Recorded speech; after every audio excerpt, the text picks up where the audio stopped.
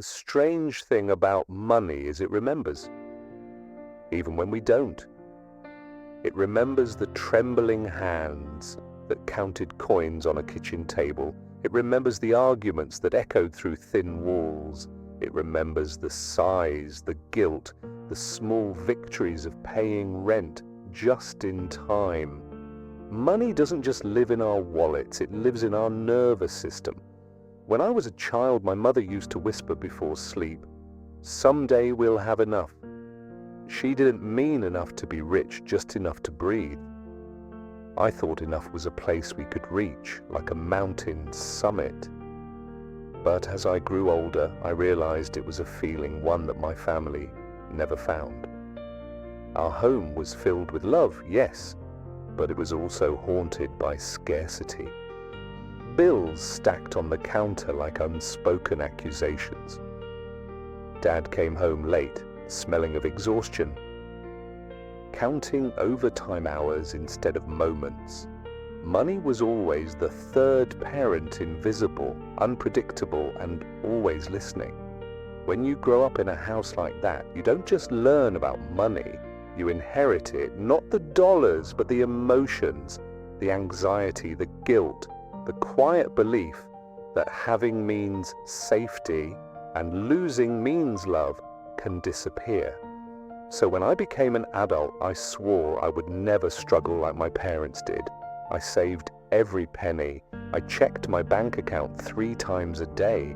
I worked harder than anyone else, convinced that exhaustion was the only proof of worth. People called me disciplined, but it wasn't discipline. It was fear, dressed in productivity. Psychologists call it emotional inheritance.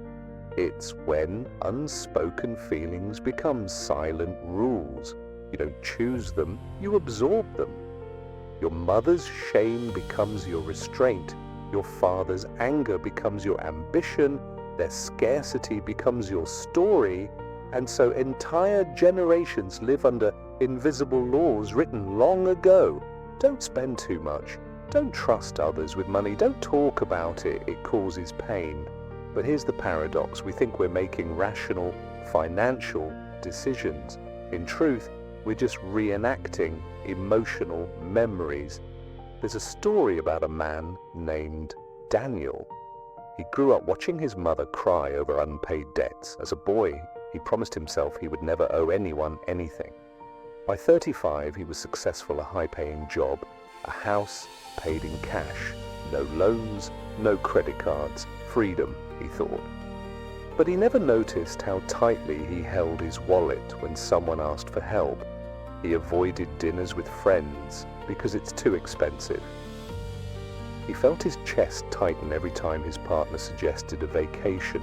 To him, every dollar spent was a threat, not to his finances, but to his identity. Because somewhere deep inside, that little boy was still watching his mother at the table, still believing that safety means control. Money doesn't create fear, it simply amplifies what's already there. For some, it's the fear of not having enough. For others, the fear of losing what they have. And for many, it's the fear of becoming their parents, repeating the pain they once witnessed. But here's the quiet truth. We don't escape what we don't understand. We repeat it. Sometimes I wonder, what if the financial world we build as adults is just a stage where childhood ghosts perform? The saver is really a frightened child clinging to safety. The spender is a lonely heart buying moments of love. The ambitious one is a kid trying to prove their worth. And the avoider, the one who hates talking about money, is still hiding from those kitchen table arguments. We call it strategy, discipline, freedom. But often it's memory acting itself out over and over. There's a haunting beauty in this realization, because once you see it, you can't unsee it. You start noticing the patterns, how your pulse races when checking your bank balance, how guilt follows every purchase, how silence fills the room when someone says, "Let's talk about money." It's not weakness, it's inheritance. And inheritance isn't destiny, it's awareness waiting to be reclaimed. So maybe this story isn't about money at all. Maybe it's about memory, about the quiet echoes that shape our financial behavior long before we ever earn a paycheck. Because before we learn what money is, we learn what it feels like. And for many of us, that feeling was never neutral. It was anxious, urgent, conditional. The inheritance you never chose is not the lack of wealth. It's the emotion attached to it. And until you face that emotion, until you look it in the eye and say, "This fear is not mine to carry," you'll keep living a story that began long before you were born. Money remembers, but so do you. And maybe, just maybe, remembering differently is where healing begins. Yeah, you know that feeling when you open your banking app, even when you know what's inside. It's not about checking the numbers, it's about checking the fear. Scarcity is a ghost that whispers, "Be careful, it could all disappear." And the strange thing is, it doesn't care how much you have. It feeds on memory, not math. There was a woman named Clara. She had everything she once dreamed of, a home with sunlight in every room, a job that paid more than she ever imagined, and a husband who adored her. Yet every morning before coffee, before kisses, she opened her banking app every single morning. She said it made her feel safe. But what she really meant was it kept her fear quiet for a few minutes. When Clara was little, her mother once poured water into an empty milk carton because there was no money for groceries that week. Clara remembered the sound of the hollow splash of water pretending to be milk. She was 5, and something in her mind learned we can lose everything at any moment.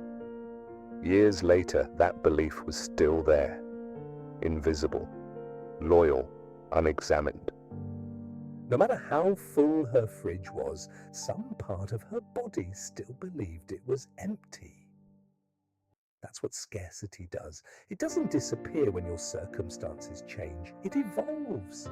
It hides behind habits, checking balances, hoarding savings, fearing generosity.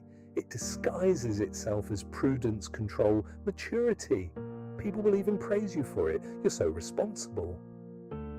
But underneath, there's a quiet panic, a sense that abundance is temporary, that safety is fragile, like you're always one wrong move away from falling back into the storm you escaped. Economists talk about scarcity as a condition of limited resources, but emotional scarcity that's different. It's when your heart believes there's never enough time, enough security, enough love. It shapes how you make decisions, not because you lack information, but because you lack trust, not in others, in life. There's a line I once read: when you grow up with scarcity, even abundance feels dangerous. It's true, because abundance demands vulnerability.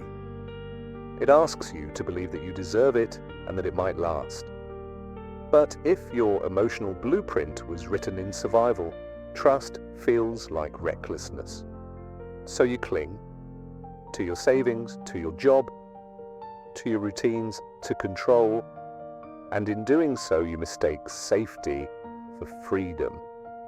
Clara's husband once surprised her with a weekend trip to Italy. Her first reaction wasn't joy, it was anxiety.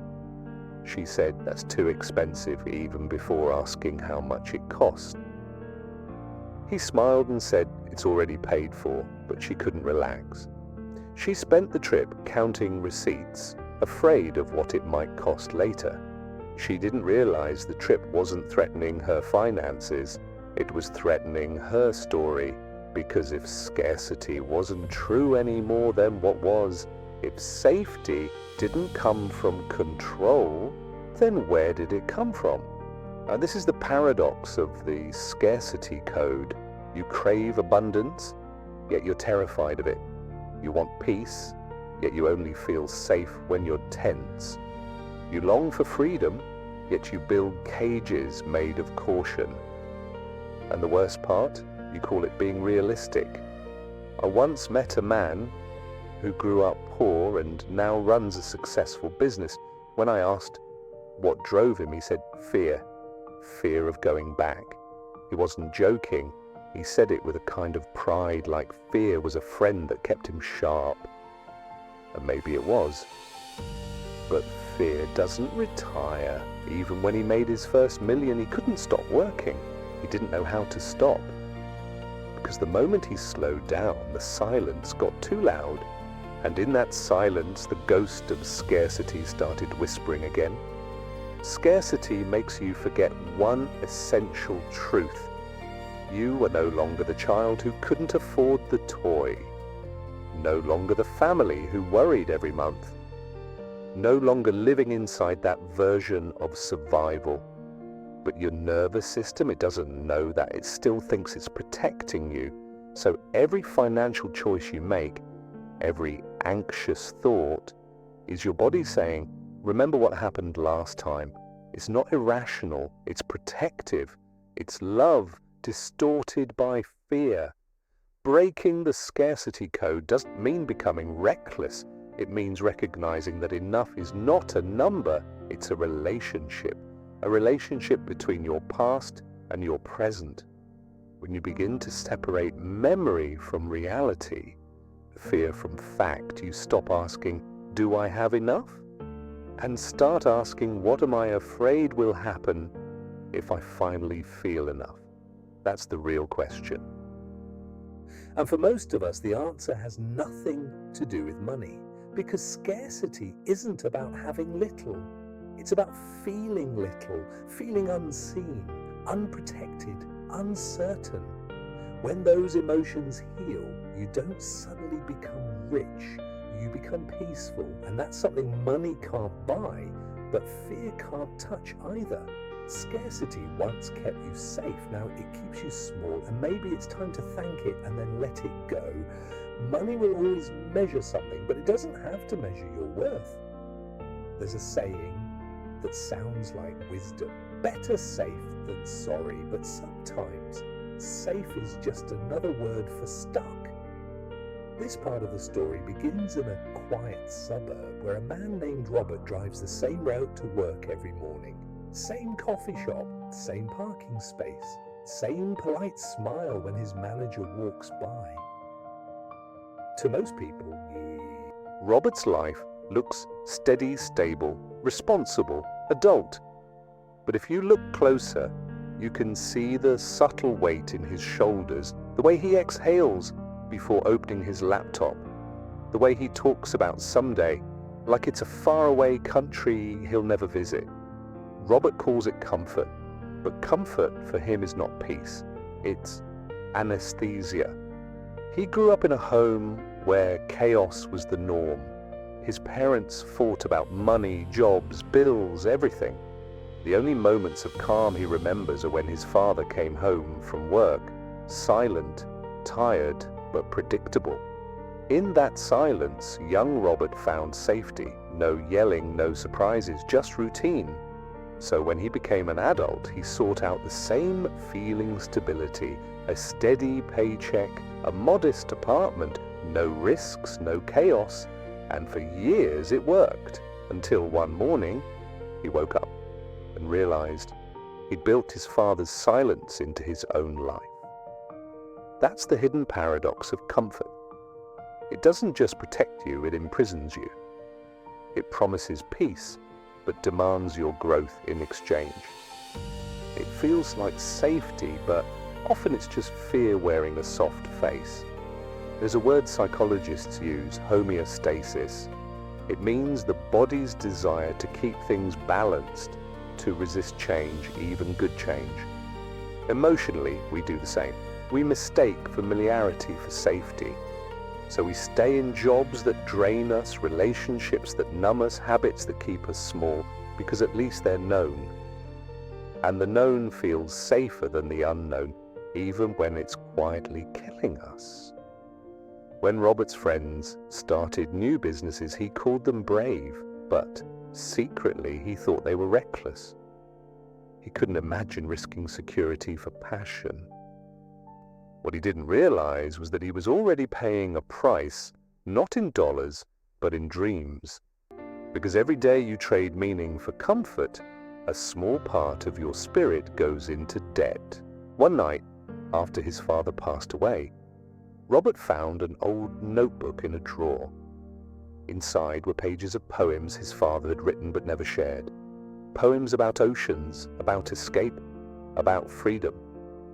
Robert cried, because for the first time, he saw his father not as a man who chose safety, but as a man who sacrificed himself to it. And in that moment, Robert understood. He wasn't afraid of failure. He was afraid of living differently from his father, afraid that leaving the path would mean betraying him. But what if the real betrayal was staying? Comfort has a gravity. It pulls you back. Every time you try to rise, it tells you, don't risk it, don't dream too loud, don't want too much. It whispers that change is danger, but the real danger is never changing at all. We often talk about success as if it's a climb, but for most people, success isn't about reaching the top. It's about daring to move at all, because movement means uncertainty, and uncertainty feels like the chaos we once escaped. But this time, the chaos isn't outside of us. It's the friction between who we are and who we're meant to become. If you listen closely, you can hear comfort's lullaby in your own life. I'll start when I'm ready. I'll leave when things calm down. I'll take the leap when I have enough saved.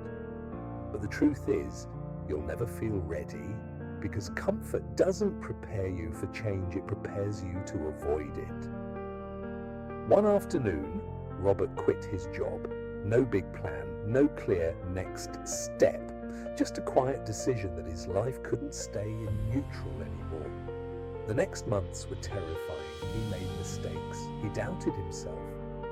But somewhere in that uncertainty, he found something new, a pulse, a sense of aliveness he hadn't felt in years. The chaos of his childhood had taught him to fear uncertainty, but now he realized uncertainty and possibility are the same thing, just seen from different sides of fear. That's the paradox. We spend our youth craving stability and our adulthood craving freedom from it, because safety without growth is just comfort, and comfort without purpose eventually becomes pain. You can't build a meaningful life without stepping beyond what feels safe. The moment you do, your old fears will return, but this time they'll come as guides, not enemies. They'll remind you the walls that protect you can also imprison you. And the comfort that kept you safe as a child may now be the very thing keeping you from living fully. Sometimes growth doesn't look like expansion. it looks like letting go of the need to stay small. Robert once said, I used to think freedom meant never worrying about money. Now I think it means never letting fear decide who I become. And maybe that's the truest form of wealth, not the comfort of what we have, but the courage to risk it for what we could be. The strange thing about desire is that it never ends. It only changes shape. You buy the thing you always wanted, and for a moment there's silence. Then, like a tide returning to shore, the wanting comes back. Louder this time. It's not greed, it's hunger, but for something money can't name. Meet Evan. He grew up in a house where affection was rationed. His father loved him through achievement, straight A's, medals, college scholarships. Love was never unconditional, it had a receipt. So when Evan entered adulthood, he didn't chase money for survival, he chased it for proof. Every paycheck whispered, "You're enough." Every luxury screamed, "You made it." And every time he reached a new milestone, he waited for that permanent feeling of peace, but it never came. Because desire, by design, moves the finish line. Evan's story isn't rare, it's everywhere in the endless hustle culture, in the glowing eyes of people scrolling through online success stories at 2 a.m, in the quiet panic that follows the thought, is this all there is?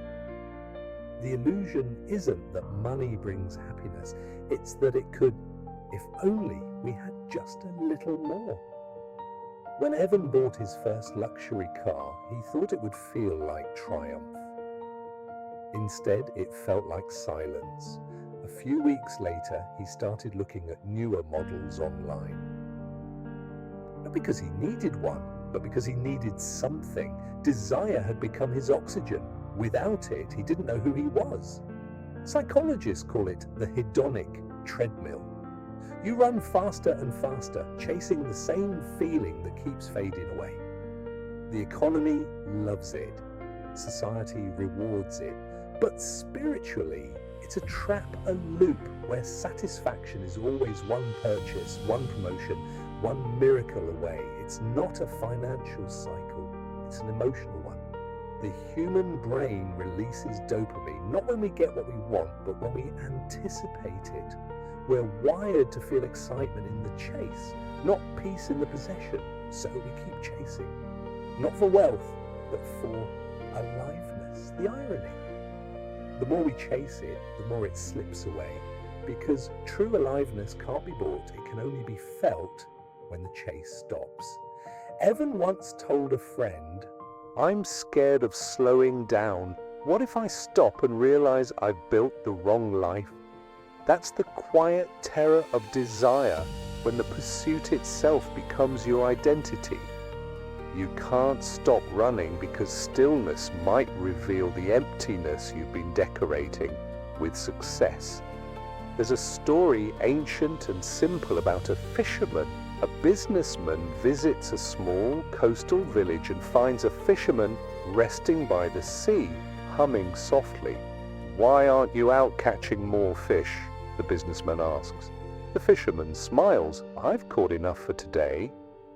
But if you worked harder, the businessman says, you could buy a bigger boat, catch more fish, hire workers, make a fortune.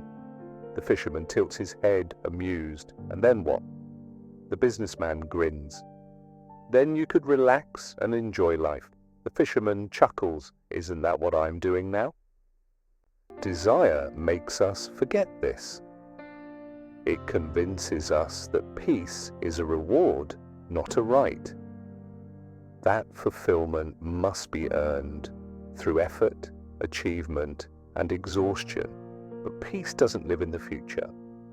It waits patiently in the present, under all the noise we keep creating to avoid meeting ourselves. There's a cruel irony in modern ambition. We say we want freedom, but we design lives we can't afford to pause. We say we want happiness, but we confuse stimulation for joy. We say we want success, but we rarely define what it actually means. So we keep running not towards something, but away from the fear of stillness. One night, Evan sat alone in his penthouse apartment, city lights spilling through the window like broken glass. He opened a bottle of wine he'd been saving for a special occasion. But there was no one to share it with. The silence felt heavier than the noise of all his achievements combined. He realized then he'd spent his life buying symbols of belonging, but never learned how to feel belonging itself. Money had become his translator for emotions he never learned to express: love, pride, safety, worth. He didn't want wealth. He wanted warmth. That's the illusion of desire. We chase material abundance to fill emotional emptiness, but no amount of external gain can fix an internal wound, because when your heart believes you are not enough, no achievement will convince it otherwise. And when your mind equates success with love, you'll forever confuse validation for connection. Desire in itself isn't wrong. It's a signal, a reflection of what we believe we're missing. But if we never stop to question it, we become servants to it. The key isn't to silence desire. It's to understand it, to ask, what am I really chasing beneath all this wanting? For Evan, the answer wasn't more money. It was forgiveness for the boy who believed he had to earn love. And perhaps that's where real wealth begins. Not in abundance, but in the freedom to stop running. The illusion fades the moment we realize you can't buy your way home. Every story of money is really a story of memory, and every pattern, saving, spending, avoiding, controlling, is a story being told again and again until someone decides to stop repeating it. The moment usually comes quietly, not with drama, but with recognition. For Robert, it was the day he caught himself telling his son, "Money doesn't grow on trees." The same phrase his father used to say a warning, disguised as wisdom.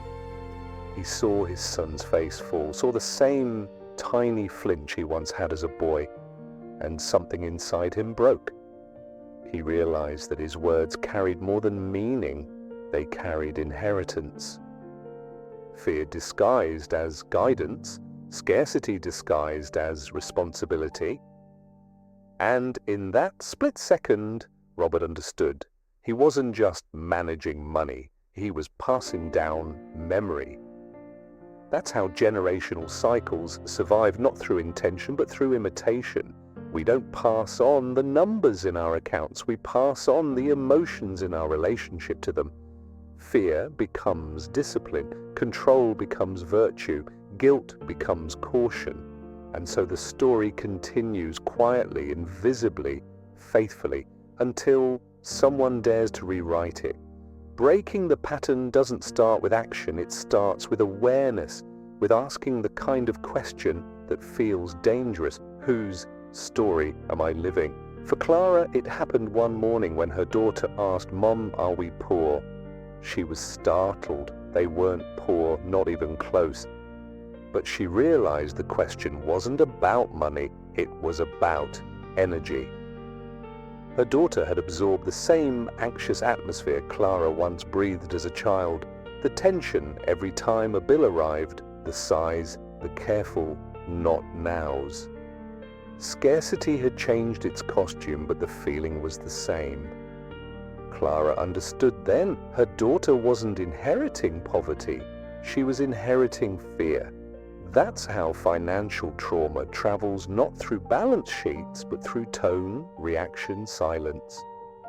Children don't need to understand money to understand what it means to you. They feel it every hesitation, every argument, every apology at the cash register. And they build their beliefs from those moments. Money causes tension. Money makes people sad. Money decides who we can be. When awareness arrives, it doesn't feel liberating at first. It feels destabilizing because it asks you to question everything you've called normal. The budgeting, the saving, the hustling, the guilt. Suddenly you see it for what it is, a ritual of protection, a way of saying, I'm still trying to feel safe. But here's the paradox. Safety doesn't come from repeating the old story. It comes from writing a new one. For Robert, that meant learning to speak about money, not as a problem, but as a presence. He began to talk openly with his family about mistakes, about goals, about feelings. It was awkward at first. Honesty always is. But slowly, the tension softened. Money no longer hovered over them like a ghost. It became something they could touch, not fear. For Clara, healing meant something simpler. She stopped checking her bank account every morning, not as an act of neglect, but of trust. Each day, she didn't look was a small rebellion, a quiet vote of faith that she and her family were safe, even without proof. It wasn't about the balance, it was about her nervous system finally learning a new truth. The danger is over. Psychologists call this process reparenting. It's when you give yourself the safety your childhood never offered. When you teach your body that calm isn't the same as collapse and abundance isn't a trap waiting to close. It's not about changing numbers. It's about changing narratives. Breaking the pattern isn't dramatic. It's subtle. It's the pause before you say the familiar phrase, the deep breath before reacting, the quiet decision to no longer carry what isn't yours. It's in the small rebellions, the smile when you buy something you once felt guilty for, the generosity you allow yourself without overthinking, the trust that you'll be okay, even if you don't control every outcome. And slowly the past begins to loosen its grip, because healing doesn't erase memory, it reframes it. Your parents' fear becomes context, not destiny. Their struggles become empathy, not shame. Their limitations become lessons, not blueprints. You start to see them not as the source of your story, but as the beginning of your understanding. Robert once said, "I used to think financial independence meant never needing anyone. Now I think it means being free from the fear that shaped me." That's the real meaning of breaking the pattern. It's not rebellion, it's release. You can't change what your parents lived through, but you can change what you do with it. You can take the same ingredients, fear, hope, scarcity, love, and cook something new, a different recipe, a different legacy, because the greatest inheritance you can leave your children isn't wealth, it's wholeness. Or the moment you decide to stop repeating the old story, you become the turning point in your family's emotional lineage. The bridge between what was wounded and what can finally heal. And maybe that's what financial freedom really means, not owning more but being owned by less. The strange thing about money is it remembers, but healing means teaching it to forget. When you've spent a lifetime chasing, saving, worrying, avoiding, you begin to wonder what freedom really feels like. Is it a number, a status, a finish line? Or is it the moment you can finally breathe without waiting for permission? Robert used to think freedom meant having enough to never be afraid again. Clara used to think it meant control, having every contingency planned. Evan thought it meant abundance, proof that he'd finally won. But over time, they discovered something stranger, softer, truer. Freedom wasn't the absence of fear, it was the absence of obedience to it. One evening, Robert sat on his porch watching his son play with a toy truck. The boy accidentally dropped it and a wheel broke. The old Robert, the one ruled by scarcity, would have scolded him. You have to take care of your things. But this time he just smiled and said, "That's okay, we'll fix it together." And in that moment something shifted, not in his wallet, but in the emotional DNA of his family. He had changed the memory. That's what healing does. It doesn't erase the past. It edits its meaning, because the pain wasn't in the money itself, it was in the stories we attach to it. Stories of survival mistaken for identity. Stories of control mistaken for strength. Stories of ambition mistaken for love. When you finally see the story, you can choose how it ends. Clara once said she used to measure her worth in savings accounts. Now she measures it in mornings, the kind where she doesn't check her phone, the kind where she can make pancakes with her daughter without feeling the weight of what might go wrong. That's freedom too, the quiet kind, the kind that doesn't post itself on social media, the kind that simply exists without needing proof. And Evan, the boy who equated success with love, he learned that peace wasn't found in getting more. It was found in staying still long enough to feel what was already there. He once told a friend, "I spent years trying to buy love. Turns out it was cheaper than I thought. I just had to give it." Now, when he mentors young entrepreneurs, he doesn't talk about profit margins or scaling strategy. He talks about emotional inheritance, about how you can't build an abundant life from a foundation of fear. That's the quiet revolution, not the loud rise, but the silent rewrite. Not the glory of achievement, but the grace of awareness, because money was never the main character in our stories. It was just the mirror, the reflection of our hopes, our insecurities, our longing to be seen, our desire to be safe. When we heal those, money becomes what it was always meant to be, a tool, not a teacher. Some people think healing means never feeling fear again. It doesn't. It means when fear comes, you can smile at it, thank it for trying to protect you, and then move forward anyway. It means you stop letting old pain make new decisions.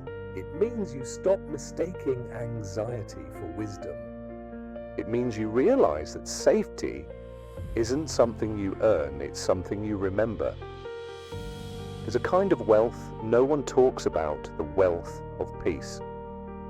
The wealth of walking through a grocery store without guilt, of saying yes to dinner without calculating the bill, of buying a gift without trying to measure your worth through it, of knowing that you don't owe your past an apology for living differently.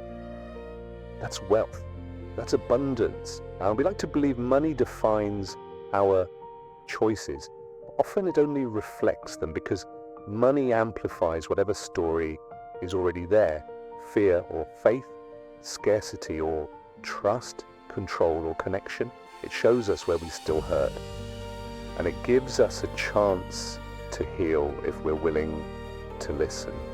At the end of it all, Robert, Clara, and Evan, like so many of us, learned that the pursuit of financial freedom was never really about finance.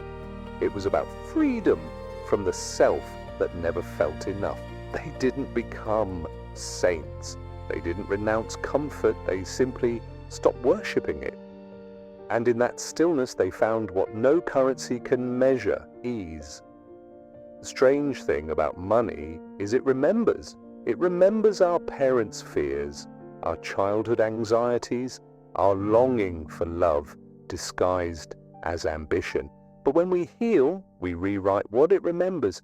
We teach it that safety doesn't come from numbers, and that abundance begins where fear ends. And maybe, just maybe, that's what wealth was trying to tell us all along, that we were never chasing money, we were chasing meaning, we were chasing ourselves. Maybe wealth was never about money at all.